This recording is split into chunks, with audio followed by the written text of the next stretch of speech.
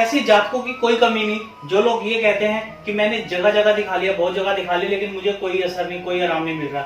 ये सुनने में कुछ ऐसे लगता है जैसे लोग कहते हैं कि मैंने डॉक्टर को दिखा लिया, कई डॉक्टरों को दिखा लिया, बहुत सारे टेस्ट करा लिए, लेकिन कुछ निकलता नहीं।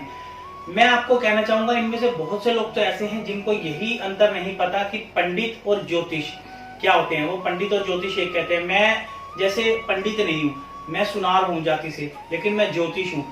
पंडित अलग हो गए, ज्योतिष अलग हो गए, तांत्रिक अलग हो गए। सबसे पहले तो ये भेद करना जानो, अपनी समस्या जानो कि आपके पास समस्या, जो आपकी समस्या है वो कौन सी समस्या और कौन उसका समाधान कर सकता है। पंडित आपके यज्ञ हवन पूजा पाठ कराते हैं। ज्योतिष आपको सितारों से लेके, जो ज्योतिष ग्रहों से लेके उस चीज का उपचार करते हैं। जो तांत्रिक होते हैं वो आपके तंत्र बाधाएं, जैसे किसी ने कुछ कराया हुआ है आपके ऊपर, आपको बांधा हुआ है, काम वाम बांधा हुआ है, या फिर कोई भूत प्रेत ऊपरी सहायक, इसके काम करते हैं। तो आपको सबसे पहले तो भेद पता होना चाहिए कि कौन क्या करता है, उसके अनुसार हमें किसके पास जाना चाहिए।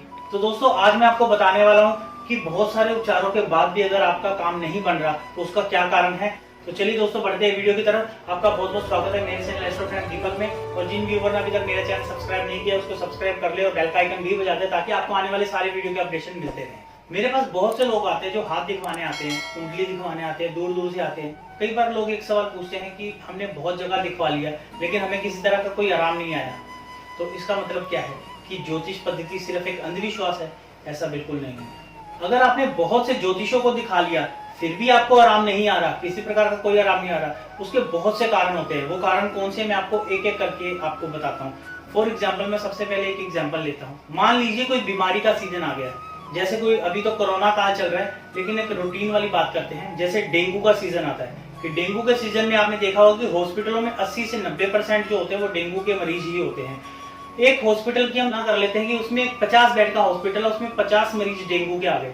तो आपने देखा होगा कुछ मरीज ऐसे होंगे जो कि 2 दिन में उनको छुट्टी मिल जाती है, कुछ को 3 में, 4 में, 5 में, कई लोग महीनों वहां पड़े रहते हैं, कई लोग 15-20 दिन तक पड़े रहते हैं। उसका कारण क्या है? जबकि उनके उपचार की पद्धति सेम है, डॉक्टर सेम है, दवाइयां सेम दी जा रही हैं, ट्रीटमेंट सेम तरीके से किया जा रहा है और सेम बीमारी का किया जा रहा है। इसके पीछे एक कारण होता है, वो ये होता है सबसे पहले कि जो वहां पे रोगी बैठा हुआ उसकी इम्यूनिटी पावर कैसी है, उसकी बॉडी दवाइयों को एक्सेप्ट करने में कितनी सक्षम है।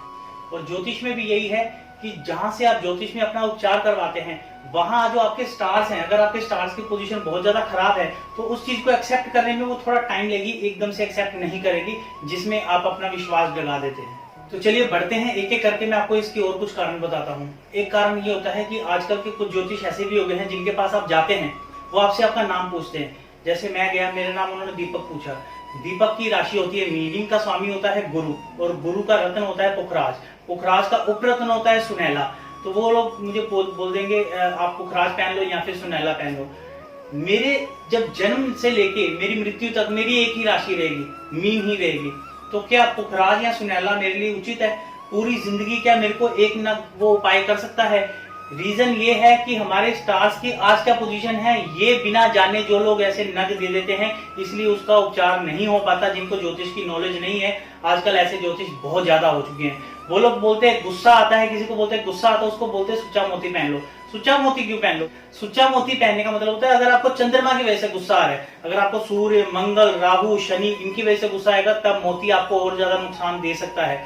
तो ऐसे ज्योतिषों से आपको बचने की बहुत ज्यादा जरूरत है। जिनको खुद को ज्योतिष का ज्ञान ना हो, बस थोड़ा बहुत इधर उधर से उन्होंने बटोर लिया होता है, ऐसे लोगों के पास भीड़ भी आजकल ज्यादा लगती है, मैं देखता हूँ। एक कैटेगरी दोस्तों ऐसी भी होती है कि कुछ जातक ऐसे होते हैं, मुझसे भी दिखा लिया, किसी और से भी दिखा लिया, किसी और से भी पूछ लिया, चौथे से ही पूछ लिया, वो एक साथ 3-4 नाव की सवारी करते हैं।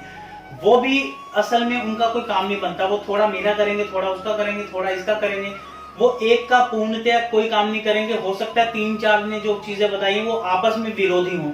विरोधी होने के कारण, क्योंकि या आपका देवग्रह खराब होगा या आपका राक्षस ग्रह खराब होगा। कोई राक्षस ग्रह को सही करने का उपचार बताएगा, कोई देवग्रह को सही करने का उपचार बताएगा। तो दोनों में जब आपस में एंटी होकर टकराएंगे तो उसका नुकसान उसको जातक को उठाना पड़ सकता है। तो जहां तक हो सके कोशिश कीजिए आप एक के पास जाइए, पूरे विश्वास के साथ उसकी पूरी फॉलो कीजिए, वो क्या कहता है उसको ध्यान से सुनिए, समझिए और उसको मन से, दिल से उस चीज को फॉलो करो। अगर आपको लगता है, आपका दिल गवाही दे देता है कि हाँ ये बात सही कह है। अब मैं आपको बताऊंगा सबसे महत्वपूर्ण बात। कोई ज्योतिष हो या कोई तांत्रिक हो, कोई डॉक्टर हो या कोई साइंटिस्ट हो, या दुनिया में कोई भी ऐसा व्यक्ति जो कोई भी काम करता है, कोई भी जो काम होता है वो सिर्फ प्रयास होता है, वो पूर्णतः सच नहीं होता। उसने जो उसकी पद्धति जो सीखी होती है, पढ़ी होती है, उसका वो प्रयास करता है। करने कराने वाला ईश्वर ही है। ईश्वर जो चाहता है होता वही है। तो अब आप कहेंगे कि यदि ईश्वर ही चाहता है, वही होता है, तो हम प्रयास भी क्यों करें, हम ज्योतिष के पास क्यों जाएं, हम डॉक्टर के पास क्यों जाएं। दोस्तों यहीं पे एक चीज और जो ईश्वर ने कही है, जो कि गीता में भगवान श्री कृष्ण ने कहा है कि कर्म प्रधान है, कि कर्म आपको करना पड़ेगा। कर्म से बड़े बड़े चीजें टल जाती हैं, कर्म से बड़े बड़े योग चेंज हो जाते हैं। कर्म आपको करना ही पड़ेगा। आपका जो प्रयत्न है वही आपका कर्म है, जो आप प्रयत्न करते हैं वही कर्म होता है। तो गीता में जो बोला है कि कर्म प्रधान है, जो आप प्रयत्न करते हैं वो कर्म होता है। कर्म के अनुसार आपकी बहुत सी चीजें टल भी जाती हैं, चेंज भी हो जाती है। आपने एक चीज और देखी होगी, जब महाभारत का युद्ध हुआ था तो भगवान श्री कृष्ण ने सौगंध खाई थी कि मैं इस युद्ध के अंदर किसी भी तरह का कोई हथियार नहीं उठाऊंगा। और यही सौगंध भीष्म पितामह ने भी खाई थी कि मैं सौगंध खाता हूं, मैं भगवान श्री कृष्ण से हथियार उठवा कर रहूंगा। तो कहते हैं कि प्रबल प्रेम के पाले पड़कर प्रभु को नियम बदलते देखा, अपना मान टले टल जाए, भक्त का मान न टलते देखा। जो भीष्म पितामह ने प्रयास करे, क्योंकि वो उनके भगवान श्री कृष्ण के परम भक्त थे, भगवान ने अपनी कसम तोड़ी, उनकी कसम को कोई आंच नहीं आने दी।